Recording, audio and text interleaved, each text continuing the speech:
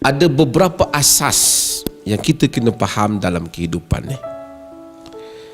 Kita mungkin jadi kaunselor, ada orang jadi pendengar, ada orang ada masalah, mari jumpa saya, jumpa tuan-tuan, jumpa mufti, jumpa Dr. Huzaili, jumpa pengarah. Ini adalah pada zahirnya dia masalah, kita cuba menyelesaikan masalah. Tapi ada orang jadi mufti, jadi pensyarah, jadi pengarah penjara, ada berbagai-bagai. Tapi kesemuanya ini pada asal kejadiannya sama, iaitu manusia yang diciptakan oleh Allah Subhanahu Wa Taala untuk hidup di sini dalam satu tempoh yang sementara, dan kita semua akan tadi kembali kepadanya. Kita, kampung kita bukan di sini. Kampung Tok Nek kita asal tu di syurga. Kerana ada kes, dia kena keluar, jadi kita semua duduk di sini. Maka kita duduk seketika sahaja untuk kita balik ke sana. Dalam perjalanan nak balik ke tempat asal kita, ke akhirat itu, berbagai-bagai watak telah berlaku. Masa lahir sama. Laqad ji'tumuna furada kama khalaqnakum awwala marrah. Kamu datang kepada kami bersendirian seperti mana kamu diciptakan pada kali yang pertama. Semuanya sama. Tak ada masa lahir mak saya nampak Allah mufti nak kita bang. Tak ada. Oh, kaunselor nak kita. Tak ada. Pengarah tak ada. Sama saja. Tidak berpakaian, lahir, kemudian membesar melalui percaturan-percaturan alam ini. Ada orang pergi jadi, tengok dulu belajar bidang lain, jadi bahagian lain. Dan berbagai-bagai lagi hal berlaku. Saya nak sebut hal ini supaya kita faham bahawasanya kita dengan orang lain itu pada hakikat penciptaan sama saja. Sama saja. Yang kedua, apa yang kita tahu tentang orang lain dan orang tahu tentang kita hanyalah sebahagian kecil daripada hakikat kita. Apabila saya berdiri di sini ataupun Dr. Huzaili berdiri di sini, tuan-tuan tengok mufti perleh.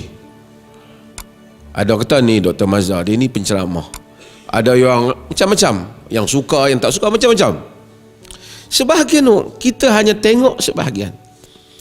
Apabila datang satu orang bermasalah, hatta banduan, kita hanya tahu apa yang dicatatkan di dalam rekod tentang dirinya dan juga cerita dia kepada kita.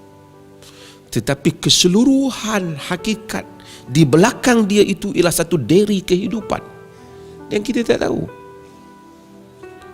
Sebab itu di kalangan salafus salih, orang-orang salih, apabila orang memuji mereka, mereka menyatakan bahawasanya Allahumma ghafirli ma yaqulun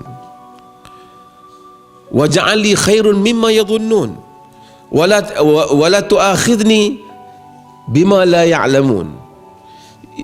Ya Allah, Allahumma ghafirli ma yaqul. Ya Allah, ampunkanlah aku apa yang mereka kata. Orang kata Masya Allah, dia ni baiknya, orang soleh, orang baik. Tuan-tuan katalah. Kita ya, Tuhan mampun apa yang mereka tak tahu. Wala tu'akhidni bima la ya'lamun. Jangan kau ambil tindakan padaku apa yang mereka tak tahu. Zahirnya yang orang tahu tentang kita. Setiap kita ini jika tidak kerana Allah itu Ghafar, pengampun. Ghafar bermaksud dia, Ghafar maksud dia penutup. Dia menutup keaiban. Jika tidak kerana Allah itu penutup keaiban, kita tidak ada siapa di kalangan kita yang boleh berjalan dan berucap di hadapan ini. Semua orang mempunyai keaibannya dalam hidupnya. Terdedah dengan tidak terdedah sahaja. Sebab itu waj'alni khairan mimma yadhunnun. Jadikanlah aku ini lebih baik daripada apa yang mereka sangkakan. Sebab itu agama tidak benarkan kita mendedahkan aib kita pada orang.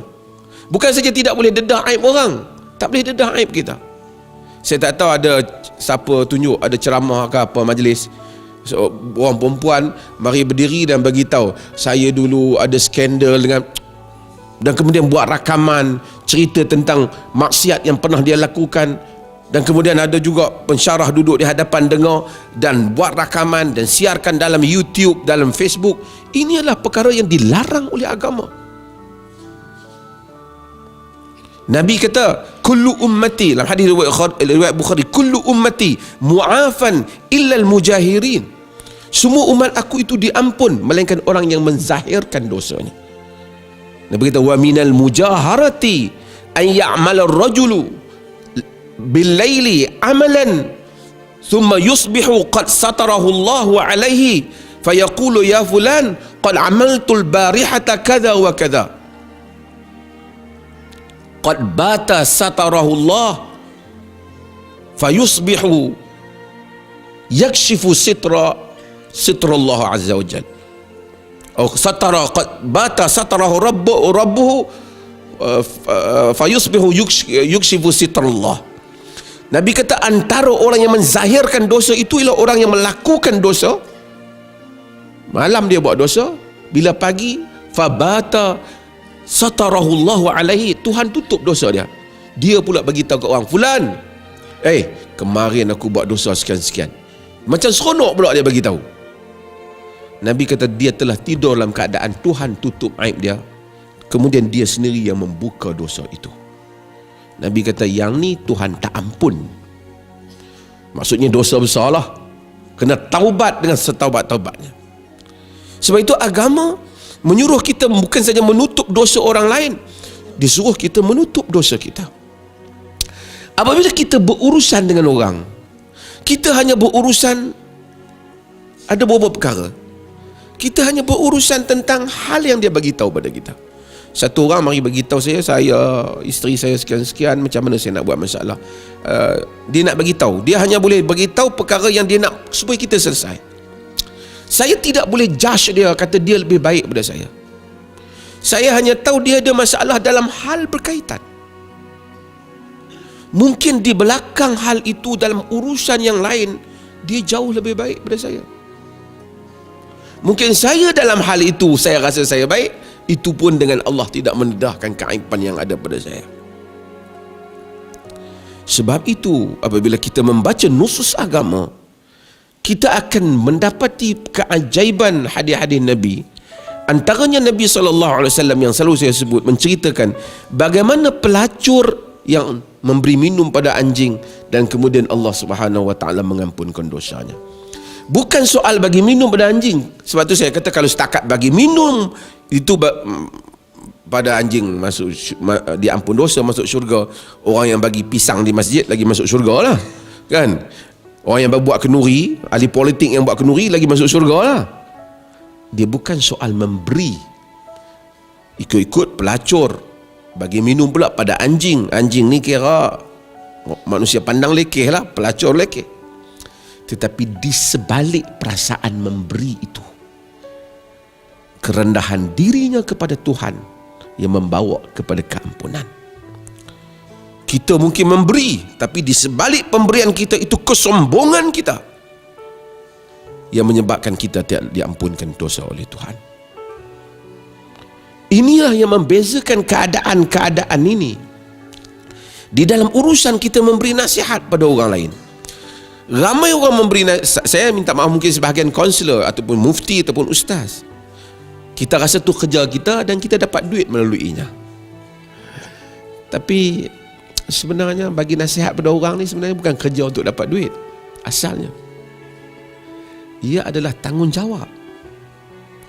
Di antara bai'ah yang para sahabat ambil, antaranya Jarir bin Abdullah, dia ambil dengan Nabi SAW, antaranya ialah bahwasanya untuk menunaikan salat dan menunaikan wan nush likulli muslim, dan memberikan nasihat kepada setiap orang muslim.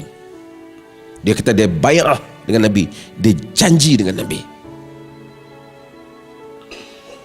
Jadi Allah telah takdirkan, tak apalah, bukan salah, Allah telah takdirkan tuan-tuan duduk pada satu jawatan yang orang mari minta nasihat. Barangkali tuan-tuan pun sama, pagi-pagi kita kadang doa, ya Allah, dapatkanlah aku satu orang yang memerlukan bantuan untuk aku bantu hari ini. Kadang-kadang kita tengok nak bagi sedekah, dia ramai orang tak perlu pun, tipu je. Kita cari orang yang betul-betul perlu. Kadang-kadang kita doa supaya orang mari. Kadang-kadang orang mari tu pun kita jumpa, tu syukur, alhamdulillah. Nasihat sesuatu yang dapat pahala. Susah kadang-kadang nak nasihat orang, siapa nak dengar nasihat kita? Allah takdirkan kita pada satu kedudukan, orang mari nak dengar nasihat kita. Ini satu kemuliaan.